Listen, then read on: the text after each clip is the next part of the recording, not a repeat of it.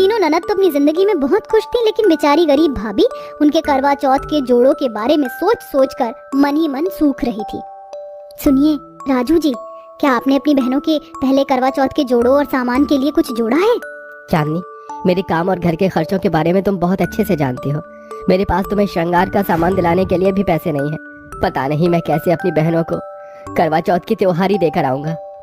मैं जानती थी कि आप ऐसा ही कहोगे, लेकिन राजू जी आप मेरी बात को गलत मत समझना। मैं आपकी मेहनत के बारे में अच्छे से जानती हूँ। अभी करवा चौथ आने में समय है, तो मैं सोच रही हूँ कि क्यों ना मैं कोई काम करना शुरू कर दूँ। घर में बच्चों को संभालने का काम कैसा रहेगा? अपने घर के काम निपटा कर तुम घर घर बच्चे संभालने जाओगी?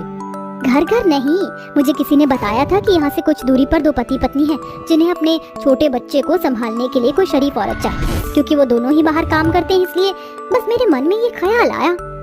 देखो चांदनी, मैं ये फैसला तुम पर छोड़ता हूँ। अगर तुम्हें लगता है कि तुम इतनी बिजी होकर भी ये सब कुछ कर सकती हो तो ठीक है। राजू का मन तो नहीं था, लेकिन अपने हालातों की खातिर उसने घुटने टेक दिए। उसी दिन चांदनी उस बड़े घराने गई और एक बेबी सिटर का काम करने लगी। छोटे मालिक देखिए, ये हवाई जहाज। अरे वाह, मुझे लगता है कि मेरा बेबी तुमसे बहुत खुश है। ठीक है, तो अब मैं चलती हूँ। मेरे स्वीटहार्ट का ख्याल रखना। जी। अब से चांदनी रोजाना सुबह ही अपने घर के काम निपटाकर अपनी जॉब पर आ जाती थी और शाम को वो घर जाती। ऐसे ही सिलसिला चलते चलते लगभग 1 महीना होने को आया था। अरे चांदनी, तुम आज भी काम पर आ गई हो? वो मैं तुम्हें बताना भूल गई थी। अब तुम कुछ दिन मत आना, क्योंकि मेरे वर्क की हॉलीडेज हैं। अच्छा मालकिन, मुझे कुछ बात करनी थी। हाँ बोलो।